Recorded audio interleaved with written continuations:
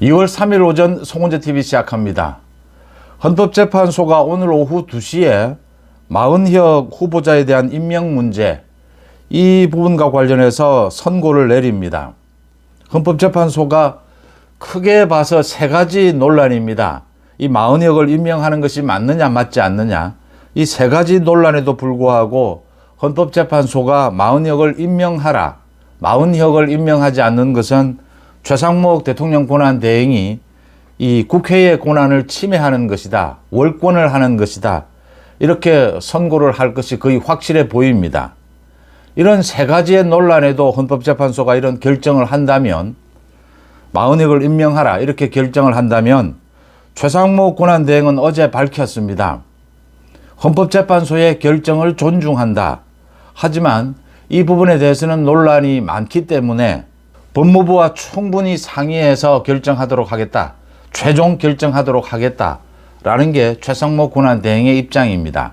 최상목 권한대행은 이게 헌법재판소의 선고가 나더라도 강제할 수 있는 조항은 없기 때문에, 또 대통령 권한대행으로서의 재량권이 있기 때문에 최 대행은 보류를 하겠다, 상당 부분 보류를 하면서 법률적인 검토를 하겠다라는 뜻을 비췄습니다.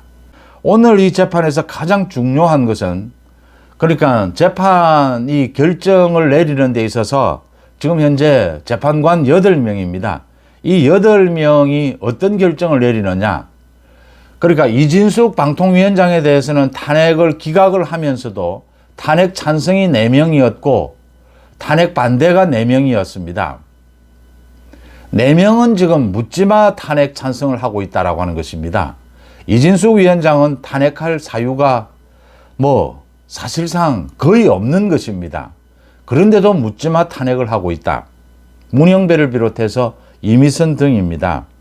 지금 이 마은혁 재판관 후보자에 대해서 임명을 하는 것이 옳으냐 그르냐, 이 임명을 하지 않는 것이 맞다라는 게 세 가지 쟁점에서 거의 대부분의 국민들이 동의하는 부분입니다. 그런데 여기에 대해서 임명해야 된다.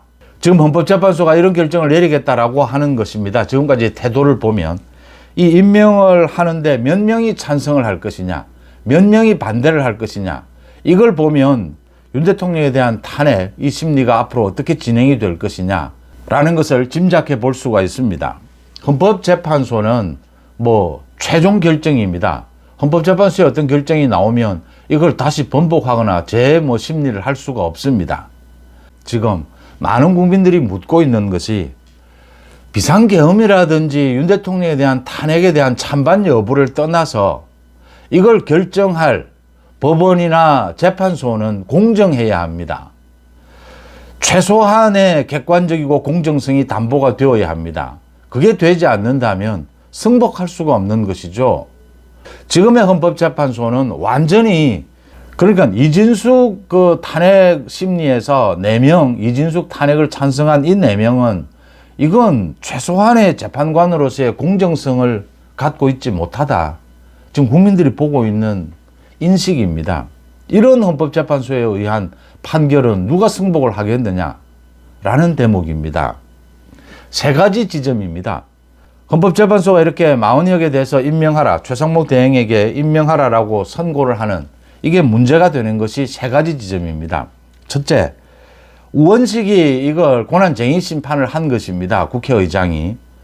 이유는 최상목 대통령 권한대행은 국회에서 추천한 몫에 이 재판관 후보자 3명에 대해서 무조건 임명해야 한다, 이건 재량권이 아니다, 이렇게 이야기를 하면서 권한을 침해하고 있다, 국회의 권한을.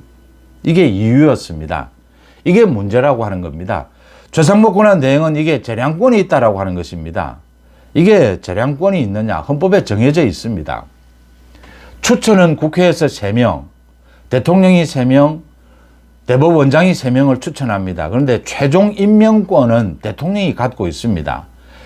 최종 임명권을 이렇게 대통령에게 준 이유가 있습니다. 우리나라는 3권 분립, 우리나라 헌법 체계는, 또는 5권 분립입니다. 헌법재판소, 중앙선거관리위원회까지 합해서 5권 분립입니다. 서로 견제하도록 되어 있죠.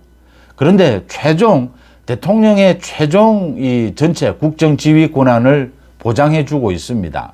이 국회라든지 행정부 뭐 서로 충돌할 경우에 그 마지막 어떤 조정 권한은 대통령에게 주고 있다, 이렇게 볼 수가 있는 겁니다. 그래서 헌법재판관 후보자 추천권은 이렇게 나뉘어져 있지만 최종 임명권은 형식적이긴 하지만 대통령에게 주고 있는 것입니다. 그래서 대통령이 전체를 보고 이게 기관끼리 충돌이 일어나게 되면 대통령의 재량권을 인정하고 있다, 이렇게 볼 수가 있는 겁니다. 만약 최상목 대통령 권한대행이 국회에서 추천한 3명에 대해서 이 3명 모두를 임명하지 않았다면 이건 우원식 국회의장의 주장이 맞을 수도 있습니다. 이건 국회의 권한을 침해하는 것이 아니냐, 대통령의 임명권을 가지고 침해하는 것이 아니냐, 이런 주장이 설득력이 있을 수도 있습니다. 그런데 최상목 권한대행은 여당, 야당이 추천한 1명은 임명을 했습니다. 2명에 대해서는. 그런데 합의해서 추천하도록 그동안 관례가 되어온 40여개 대해서는 이건 합의가 되지 않는 것은 임명권을 가진 대통령으로 볼 때 임명을 하지 않는 것이 맞다. 합의를 하도록 하라. 임명하지 않겠다가 아니었습니다. 보류하고 있었던 겁니다. 여야가 합의해서 적정한 사람을 40여기 뭐 최종 적정하든지 아니면 다시 합의를 하는 것이 맞지 않느냐. 이건 대통령 권한대행의 재량권이 있다, 이렇게 최상목 권한대행은 본 것입니다. 그래서 임명하지 않겠다가 아니라 보류해 놓은 것입니다. 그래서 이게 최상목 권한대행의 입장이 설득력이 있다라고 하는 것이고요. 또 하나는 절차상으로 지금 우원식 국회의장이 단독으로 여야 합의라든지 국회의 의결도 거치지 않고 이 권한쟁의 심판을 청구한 것은 헌법재판소에 우원식이 월권을 했다라고 하는 것입니다. 국회는 합의제 기구입니다. 국회에서 일어나는 모든 일은 법률에 정해져 있는 대로, 정해져 있지 않다면 이 국회법에 정해놓았습니다. 규정이 되어 있지 않다면 모두 의결을 거쳐야 된다라고 되어 있습니다. 전례도 있고 뭐 앞선 판례도 있습니다. 그런데 우원식이 이 부분 예민하게 여야 합의냐 아니냐라고 하는 이렇게 예민한 부분에 대해서 자신이 단독으로 결정을 해서 여야 원내대표의 뭐 협의를 거치지도 않고 국회 의결도 거치지도 않고 이렇게 헌법재판소에 권한쟁의 심판을 청구한 것은 우원식의 월권이다. 그래서 이 청구 자체가 무효다라고 하는 것입니다. 국회의장은 상징적으로 국회를 대표할 뿐이지 국회의장의 권한은 사실은 본회의 진행 관련해서 몇 가지 있는 것 이외에는 국회의장은 실질적인 권한은 없습니다. 여야가 합의하는 것입니다. 국회에서 의결하는 것입니다. 이건 전례도 있습니다. 절차상 이건 무효다라고 하는 것입니다. 그 다음 3번째입니다. 이 헌법재판소가 왜 이렇게 40여 후보자에 대한 임명을 이렇게 서두르느냐라고 하는 부분입니다. 그러니까 우원식이 권한쟁의 심판을 청구한 지 한 달 만에, 그러니까 오늘 이렇게 특별히 날짜를 잡아서 선고를 하겠다, 이렇게 서두르고 있는 것이 이상한 판에 정식으로 최상목 권한대행이 문제 제기를 했습니다. 지난달 24일에 첫 심리가 열렸습니다. 이 심리가 있고 난 다음에 헌법재판소에서 곧바로 3일 선고일을 잡았습니다. 최상목 권한대행 측에서 이게 이렇게 서두를 일이 아니다, 여러 가지 쟁점이 있다, 심리를 더 열어서 한번 깊이 있게 이 논의를 해보자. 이 지금 40억을 임명하는 이 문제가 한덕수 권한대행에 대한 탄핵, 이것과 맞물려 있다. 소위 권한대행의 재량권 부분입니다. 그래서 이걸 이렇게 서두를 이유가 아니다. 한덕수 탄핵에 대한 이 선고가 있고 난 다음에 40억 문제를 선고를 해도 늦지 않다. 정식으로 최상목 권한대행이 2번씩이나 심리를 더 열어달라고 신청을 했는데 헌법재판소에서 곧바로 기각을 했습니다. 재판을 이렇게 서두르는 이유가 어디에 있느냐. 문영배를 비롯해서 이 논란이 생기는 것입니다. 그래서 이 재판을 이렇게 서두르고 있는 것, 그 다음 우원식이 월권을 해서 이 권한쟁의 심판을 청구한 것, 그 다음 대통령 권한대행의 임명에 관한 제한적이긴 하지만 재량권이 있느냐 없느냐, 이 3가지 부분에서 최상목 권한대행의 이 주장이 맞다, 설득력이 있고 합리적이다, 지금 헌법재판소 우원식 국회의장이 주장하는 것이 사실은 무리하다. 마흔역이 과거에 뭐 좌파로서 사회주의 혁명을 꾀했느냐, 마흔역이 그동안 여러 가지 재판에서 좌파 판사로서의 성향을 드러냈느냐, 그런 논란에 대해서는 접어두고라도 절차상 내용상 헌법재판소의 오늘 선고는 많은 문제점들을 가지고 있다라고 하는 것입니다.